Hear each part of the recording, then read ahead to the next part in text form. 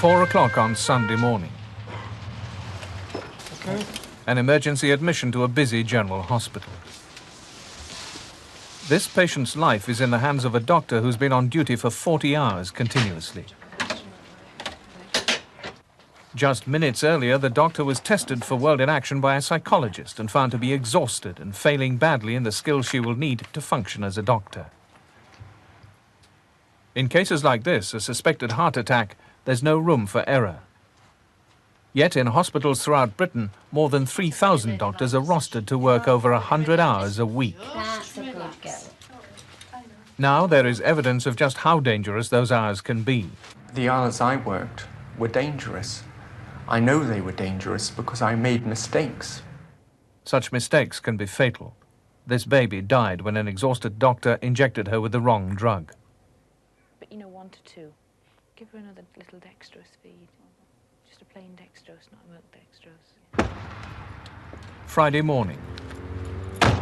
It's the beginning of the weekend shift for 3 junior doctors at the busy District General Hospital at Barrow in Cumbria. Okay, we're now going to do the choice reaction time. Amidst increasing concern over the dangers posed by tired doctors, the 3 have agreed to submit themselves to tests specially set up for World in Action by a leading sleep deprivation research unit. They'll be tested 3 times over the next 78 hours by psychologist Javed Bhatti. Doctors need to be able to react quickly, remember their knowledge from medical school, and make instant decisions. The tests will measure any decline in those abilities. The first test records their reaction time. As soon as the light goes on, they must hit the button. Okay, you have 2 minutes. The second test is a simple children's game. The doctors must memorize the 20 objects on the tray. If their performance deteriorates, it indicates that they might not be able to recall their medical knowledge. Teddy, safety pin, bottle of capsules, spanner, syringe, a reel of cotton. In this case, the doctor managed an excellent 18 out of 20. In the next sequence. 4, 0, 5, 1. The third task will measure their mental agility. 1, 5, 0, 4. The psychologist reads a list of numbers. Third sequence. 6, 4, 3, 0, 9. The doctors must repeat them in reverse order. 9, 0, 3, 4, 6. The 2 tests of memory have produced scores, if anything, that are a little above average. They all seem to have rather better recall than average. So how would you describe broadly our 3 participants here? I would say that they are 3 healthy, normal individuals. Berners General Hospital, 204. Berners General Hospital, 325. Right, sir. Have you had any further pains, any problems with your chest? No, nothing at all. So that's fine. It's now feeling quite Dr. Rachel Ross is 23, and this is her first job. I'll just start. She qualified just 8 weeks ago, but already she's competently dealing with chest problems, heart attacks and overdoses. Dr. Joyce Woofenden is working in a sensitive area, gynecological problems, women in labour and difficult births. Can we have a look at your tummy, please? Please. Yeah. There are some results. Dr. Catherine Higgett is watching for every change in heartbeat and temperature on the special baby care ward. Ian is her first problem of the weekend. He has a mystery infection. I don't know whether he's been tube fed overnight. It's very challenging at times. Can be quite emotional. And there's always something. You can never just rest because you know that your bleep's going to go off and there's something for you. How are you feeling in yourself this morning? Bright and breezy. It's the start of a weekend.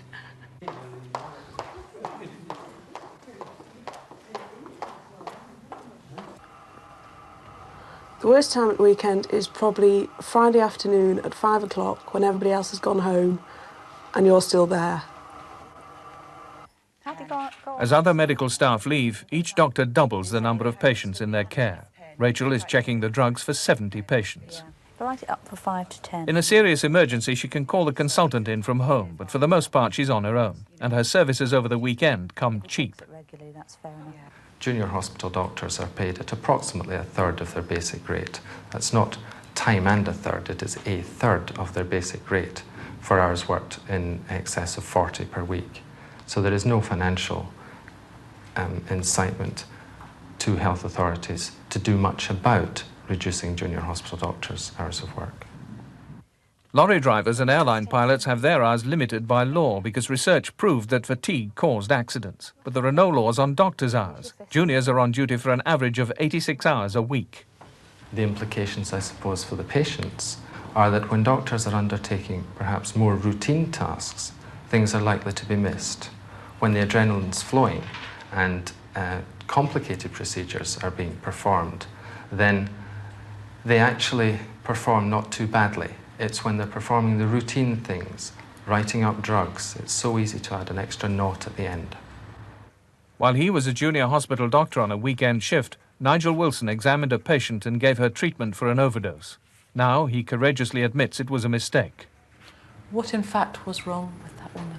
What in fact was wrong with her was she had a condition called meningococcal meningitis, and she did have a rash, which I'd missed on examining her.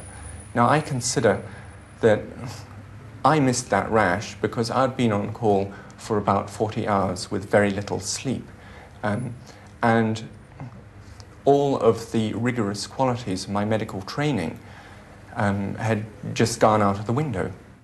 Another mistake after 70 hours on duty. This doctor asked not to be identified. Some decisions were made which I, as the house officer, had to carry out. One such decision was to give one patient a gastroscopy. This is a test where a tube is passed down the gullet to visualise the stomach. I ordered the test for this patient, but it came to light later that day that in fact I'd ordered the test for the wrong patient. You'd sent the wrong patient down for the test? Yes. By good fortune, both patients survived. Are you just using exhaustion as an excuse?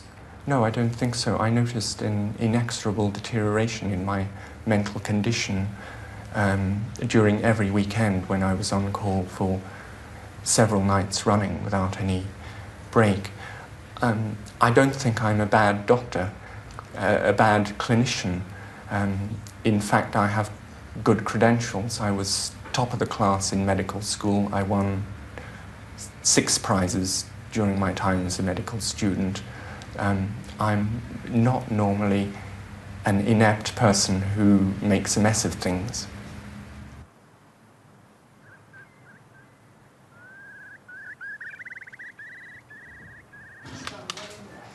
Could you get Dr. Ross to bleed me, please? Thanks. We're not going to let him go. The weekend shift continues. Catherine has the stressful task of breaking bad news to Ian's mother. Now, we've got the result from the lab, and it does indicate that there has been an infection, and there's still a very low-grade infection there. So It's at least another 3 weeks in hospital for the baby. Let's keep him on for 3 weeks. So I just want him to get better and then bring him home, Then you can because take him I home. couldn't stand it if anything happened to him at home. It's 9 o'clock. Apart from a hasty lunch, it's the first break they've had for 12 hours. But it doesn't last long. Patricia Harris has been in labour for 7 hours and needs help. Oh, hello. Could you bleep Dr. Wolfenden for me, please? Thank you. Joyce is called to top up an epidural injection to kill the pain. Cold, all right, 'cause it's just come out the fridge. There's no room for error. It's gone down. Catherine is still dealing with Ian. Ian's fine, yes. Yeah, he's quite settled, yeah. She calls her consultant at home with a progress report. No, it hasn't stopped leaking. They've propped him up, and it's still leaking, but not quite as much as it was before. Yeah. Okay. Right, I'll try not to disturb you tonight. Ian was born on Friday, which is like a weekend, and Dr. Higgett was here all the time. Didn't matter what time of the day or night I got up to have a look at Ian, she was here or in the vicinity. I was surprised at the amount of hours she worked. I just thought she didn't go home at all. And I thought, I'd never realised how long, when they're on call, that it meant on call all the time. Back in 1981, an all-party parliamentary committee reported that the hours many junior hospital doctors are expected to work are indefensible. They represent exploitation of those doctors and, more seriously, a considerable risk to the patients they treat. the DHSS responded by issuing a circular asking health authorities to limit the hours to 80 a week maximum. But for hospital administrators around the country, financial restraints have made it impossible to reduce the working week. We would require additional junior medical staff appointments. We would require additional finance. But I think it is too simplistic just to look at it from a financial point of view. You've got to look at it from the medical manpower position. But with the current setup, the current manpower and finance, you wouldn't be able to implement the DHSS recommendations? Not at the present time. We'll just have to sit here. It's past midnight, but the doctors are still up. Hello, Dr. Woofenden. It's Sister here. Mrs. Harris has delivered, so if you'd like to make your way over now. You're hungry, wee thing. Can you lift your bottom up for me? There's still delicate work to be done. Joyce has to carefully insert stitches.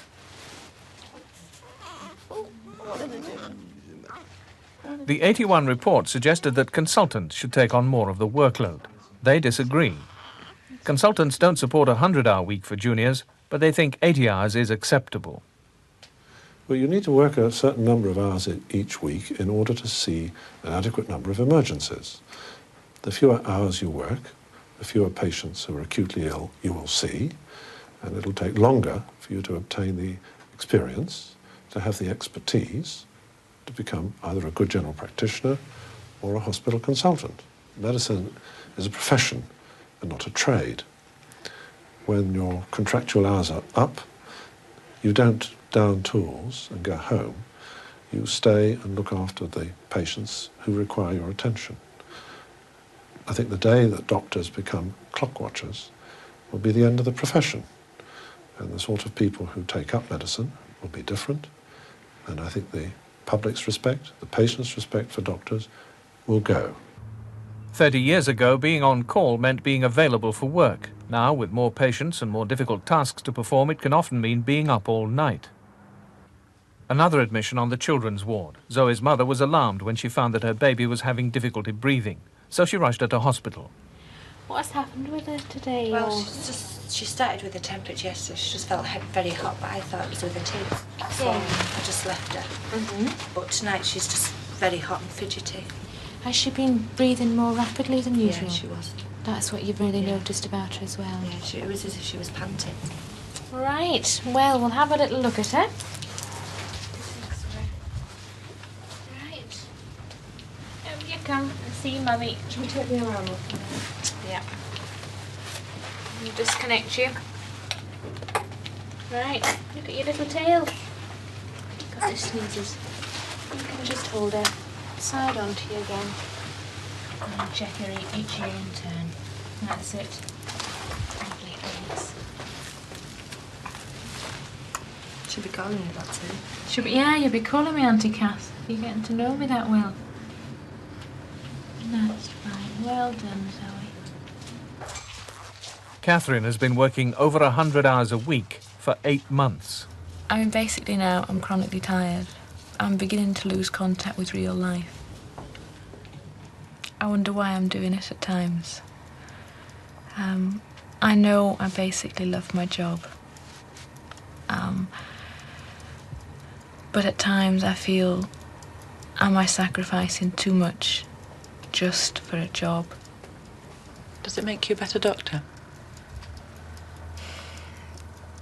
Well, I suppose the experience might make me a better doctor, but I do not feel it helps me be a better GP. Being a GP, you've got to know about life, how families function, as well as the basic medical facts. And I do not feel that doing this will make me a better GP.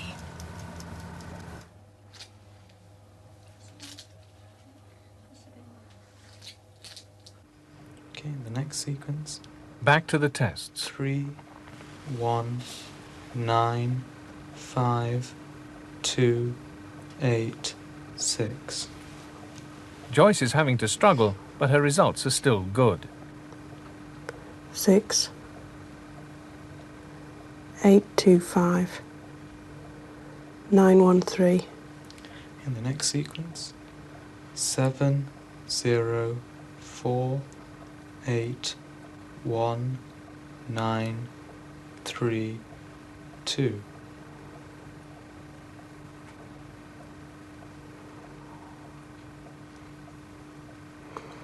Ends in 2.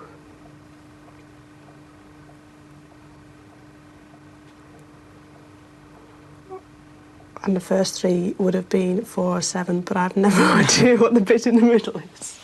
Okay. Paintbrush, clove, book, marker pen, candle, squash ball, scissors, nail clippers, safety pin. Catherine's concentration is beginning to fail. Tea bag, light bulb, cotton. Candle, a pair of scissors, spanner, deck of cards, well, half a deck of cards. Rachel has had the least sleep so far. She does badly on memory and the test of mental agility. The decline is disturbing.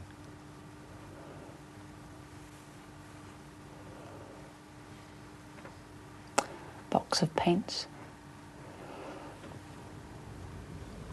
Her performance on both memory tests, on the recall of objects on the tray, and her ability to process information as measured by the digit test, have both deteriorated substantially. Rachel herself knows only too well what suffers after long hours of work. I think mainly the speed with which you make decisions, or with which I make decisions. I'll be quite a lot longer in casualty sorting a patient out at night because of having to concentrate more carefully on the decision-making process. It looks quite poorly, actually. Okay. It's 43 hours into Rachel's shift. She's had just 5 hours sleep. Can you tell me what happened to bring you in over the night? What problems you've been having over the night? Can you tell me how it started? It's at this point that a man with a suspected heart attack was admitted. Whereabouts in your chest did you have the pain? Just 20 minutes after the tests, Rachel's decision-making is on trial. It could be life or death. A Cambridge University survey of 2,500 doctors found that over 1/3 felt their efficiency was often inadequate due to long hours. Badly affected were routine work, decision-making, memory, concentration, and personal attention to patients. 141 admitted actual mistakes. Margaret Tumblety had first-hand experience of a doctor's mistake when her baby, Sarah Marie, was born. Well, she was born a month premature by caesarean. She's a beautiful little bundle, mop of red hair, quite energetic. You know, she's always kicking her arms and legs around. When Sarah Marie was 4 days old, a doctor picked up the wrong ampule and injected her with potassium chloride instead of sodium. The mistake proved fatal. And first reaction was, I was sitting in a chair and they just sort of left my husband and I. They went to fetch Sarah Marie for us. And I remember getting up, I just wanted to smash the place, or anybody that came anywhere near me. I just couldn't believe that dedicated people could let a mistake happen. The doctor had been on duty for 32 hours continuously. The coroner recorded a verdict of misadventure and noted that the doctor had been working through the night and was likely to be tired. Lorraine and Brian Jones's 2-day-old baby contracted meningitis. The junior doctor caring for Gemma in a Reading hospital wrote the wrong number in a prescription for antibiotics. It was a massive overdose and she died within an hour of the treatment. The inquest heard this was a major factor in the cause of her death. The doctor said in her defence it was a slip of the pen, had been on duty for 18 hours. Well, when all's said and done, the doctor was there to help the baby. She was trying to help the baby. She didn't mean to do it. So I think, you know, the fact that she was tired, you have to appreciate that, yes. I mean, I'm a nurse, and when I'm tired, I suppose I fall into bed after a 12-hour shift, but the way the doctors work, no, they can't do that. It's unfortunate that doctors are forced to work long hours, and it's a situation that shouldn't be allowed to happen.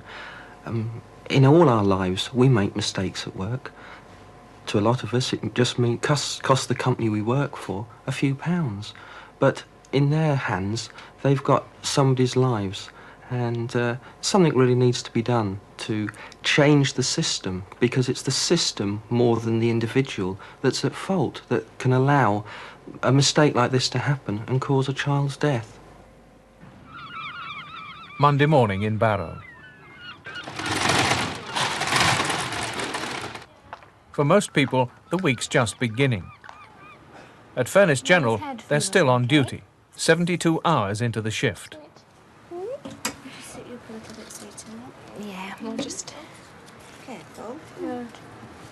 I'll check his head. That's it. That's it. See if you've got a big head, or if you're just the same as normal. Oh, do you? Ian is doing well. Took 40 off me last night before I left, which That's I thought was fine. really good. Yeah. And he went on to 58 and 60 during the night. No wonder you're not wanting anything now, hey Ian? Mm. But his head's fine. It's, you know, the right size, not any bigger. But we'll put him through for another scan this morning. Right. Rachel is bringing her consultant up to date on the weekend's events. I described the dull ache, which was fairly severe and lasted about 6 hours, more or less constant. And he took some GTN spray. Mr. Askew has stabilised since his emergency admission on Sunday morning. Sweating associated with it, though. 6, 1, 2, 8. The last tests for the doctors. 821. 6459. Okay, and the next sequence. Go on. 8. Over the weekend, Catherine's ability to take in information and make decisions has shown a marked decline. 7, 4. 471. No. Okay.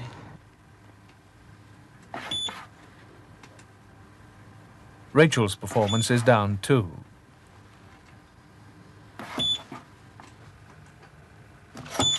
We found that with Dr. Ross, her reaction time, and specifically the thinking component of that reaction time, was markedly impaired on Sunday morning, and again Monday morning, this morning. The impairment was the sort of impairment you would perhaps expect after quite a major tranquilizer. And worryingly, Joyce, who's done well so far, has started to fail.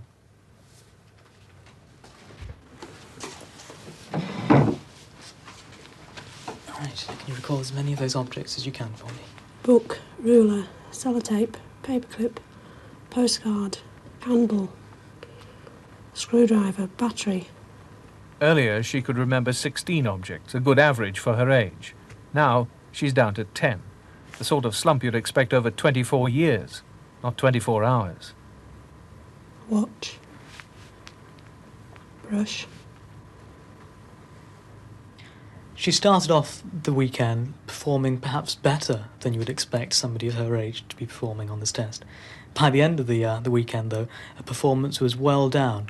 Her performance had changed in the same way you'd expect an average person's performance to fall off over the course of several decades. Nope, can't give you any more. The study we have done here has not been a scientifically controlled study, but we have been able to demonstrate quite marked changes, quite marked deteriorations in performance over the course of the weekend. Now, if these changes were to be reproduced in a hospital environment, then obviously there is cause for concern. Next month, junior doctors will go to the DHSS to argue for shorter hours. The department say that their average weekly hours have fallen since 1979 from 90 to 86, a decrease of 4 hours. The doctors say that is simply not enough. What are the implications if things don't change? Well, I suppose the ultimate implication is that more people will die than absolutely necessary. The end of the weekend shift. They'll be back at work tomorrow. 2 of the doctors in Barrow were on duty for 134 hours each that week. 657258, thank you. Hold it. Sorry, it's engaged. Would you like to hold? Thank you. Trying to connect you. Still engaged, I'm sorry. Do you still want to hold? All right then, thanks very much. Thank you. Fenner's General Hospital, switchboard. This is Kaiser. Thank you.